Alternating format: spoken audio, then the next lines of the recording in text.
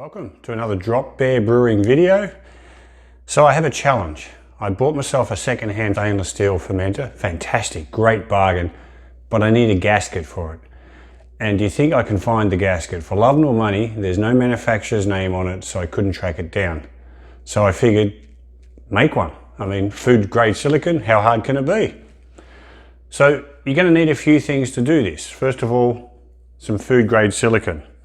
Amazon. I got it on Amazon, cheapest place, easy to buy. There'll be a link in the video for it. So make sure it's food grade, because after all, it's your beer that you're using. Don't be tempted to use incidental food touch. It has to be food grade. And this one here is FDA approved, USDA approved. I know it's good to go.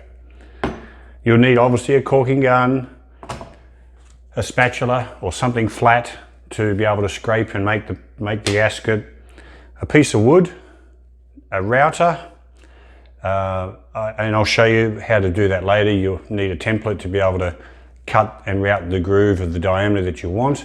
Or you can need access to a mate like I have who has a 3-axis CNC router, which, you know, made life a lot easier. But for those of you that don't have it, I'll show you how to get around it and do it yourself at home. So if you don't have access to a mate that has a 3-axis CNC router, this is how you can get around it. You can see by my drawing skills that that was not my forte. This is why I brew beer, because I'm good at that, but not good at drawing. But so here's the piece of wood you want to machine the groove into. So what you do is you get yourself a plate. I suggest a bit of aluminium, or if you're in America, a bit of aluminum. And you want it long enough so that the center hole from your mounting screw to the center line of your router bit is going to be the radius of your gasket diameter that you want, less half the router bit diameter. Because you want this is where your maximum radius will be for your gasket. And you drill a hole for your router bit to clear, you drill a hole for your mounting screw, you mount the router, screw the router or attach two-sided tape will work to the plate, screw the plate to your piece of wood that you're going to cut the groove in, plug your cord into a very nice wall outlet like that one is. See, pretty good, eh? Mind you, it's a very short cord, but hey. And then set your depth of the plunge for the router to the depth that you want. So it's obviously, in this case, I want a 1/2 inch. So it's 1/2 inch, and it would be plus the thickness of the plate. So if you're using 1/4 inch, you got to add a 1/4 inch. If you're using 1/8, you got to add 1/8. If you're using 3 mil, add 3 mil. And start your router, plunge your router to the depth you want, and slowly move it around, pivoting on this point. And you see you follow it all the way around, you're going to end up with the groove. Okay? Not really that hard, bit tricky, bit of faffing around, but you know, you can do it. So if you can't find a mate that has a 3-axis CNC router, do it this way. Of course, wax. You need some wax and a paintbrush, and I suggest you do what I do. Wait till your wife's busy and she doesn't see what's going on and steal a couple of her tea candles, which I did. She'll never notice them missing. Oh shit, if she watches the video, I'm in trouble. But apart from that, you'll be fine.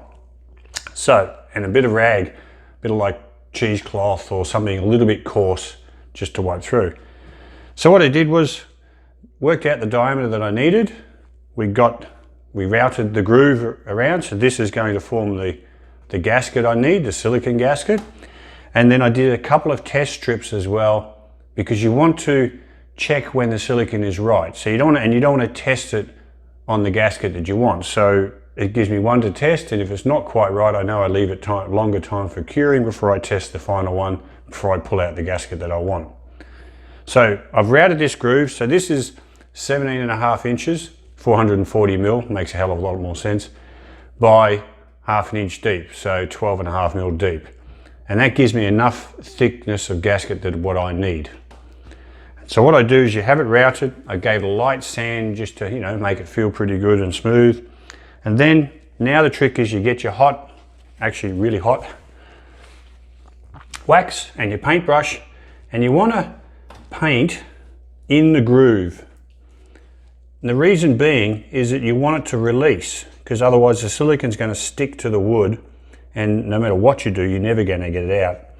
So I'm painting wax around, so when I spread the silicone out, which you'll see, and then I get my rag and I just give it a nice wipe. That just makes it nice and smooth, which is what I want. You know, I want the silicone to seal and look good and to be smooth.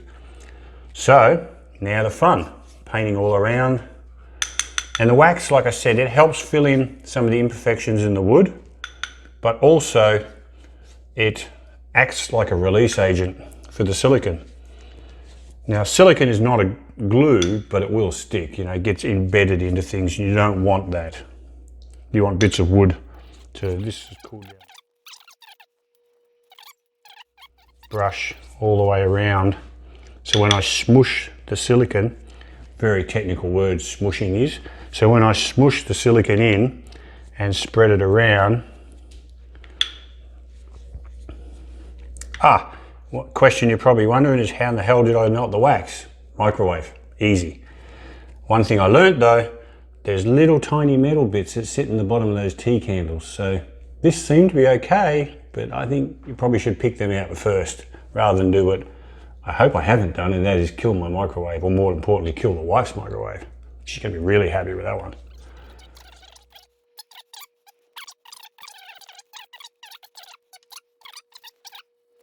To do. Done. So now we're ready for the fun part, and that is squeezing the silicone in. So what I've done is I've cut it rather, we've got covered all of the wood with the wax. So just go over it with it, you know, have a good look at it and make sure you do get a good covering of wax. You don't want it too thick, but you do want to make sure you've got all the areas filled in.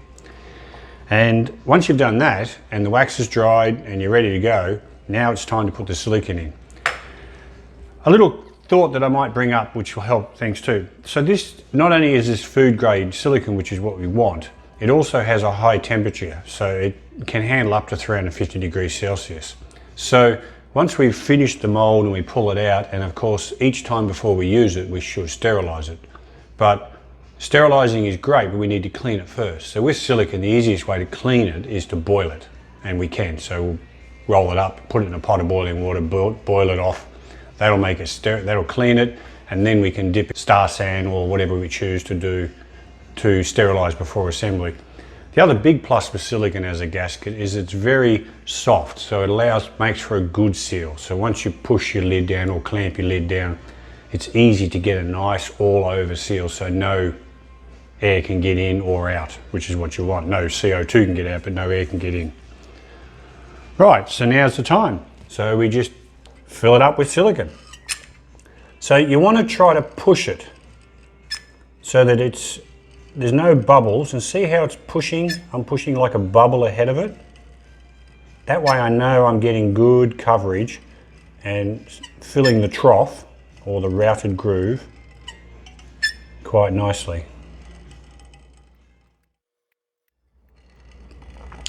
By doing it this way as well, we're minimizing any air bubbles they're getting in it, which we don't want.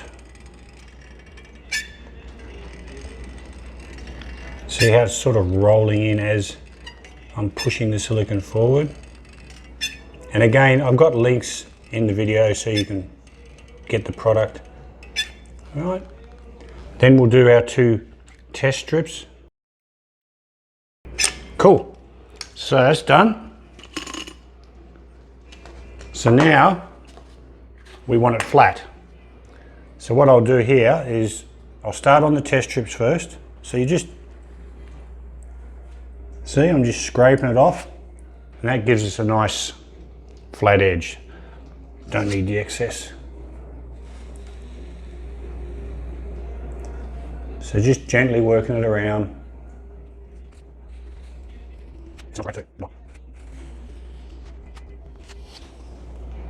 Now, see how I finished off there, and you got that little bit of a lump? That's what we don't want. So I'm just going to gently drag and then gently lift up.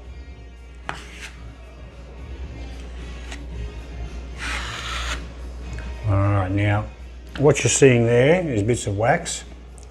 So that'll be fine, we'll get that out later, it's on the top. So I don't want to, I don't want to put silicone over the top of that and trap any inclusions. So we'll just leave it go. So now, again, I've got a little bit of an area here. So what I do is I'll just bring it down as I'm moving forward, slowly bring it to touch, bring it around, and then as I'm moving, lift. Oops, still got a little bit there. There you go. Done. So now, we just find somewhere to put it and let it cure. It says 24 hours is the cure time. I suggest we leave this for quite a few days because it's so thick. It's going to skim off soon. So don't put it anywhere dusty. You want it somewhere where it's nice and dry still and clean, and just let it skim off. And then I'll come back and check it in about 2 or 3 days. So I'll let you know how it goes. So here we are, a few days later. We've left it down in the basement to go off or cure, and we pulled one out. I've already pulled one out to see how it works and made sure it's cured. So I tested the first test strip and it's good. I mean, look at that. Good and strong. So to get it out, I just took an old 6-inch rule that I've got and just used that and just got under the edge.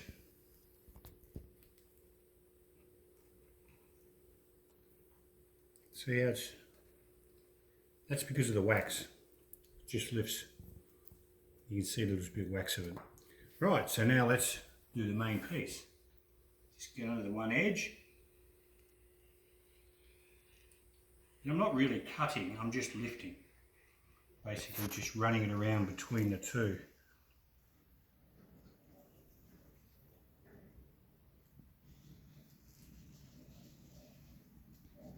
You can see the wax coming up, which is fine, because once I'm done, I'm going to boil this to sterilise it, remove any of the wax, the old wax, and get it ready to use.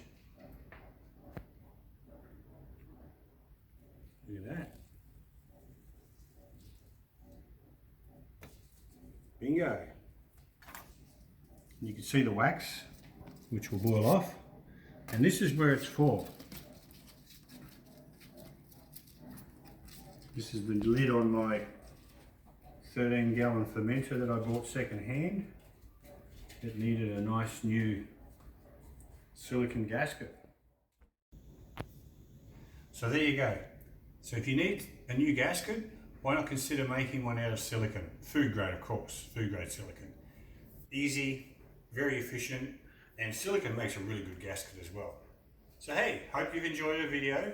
So like, subscribe, comment, say something. Cheers everyone.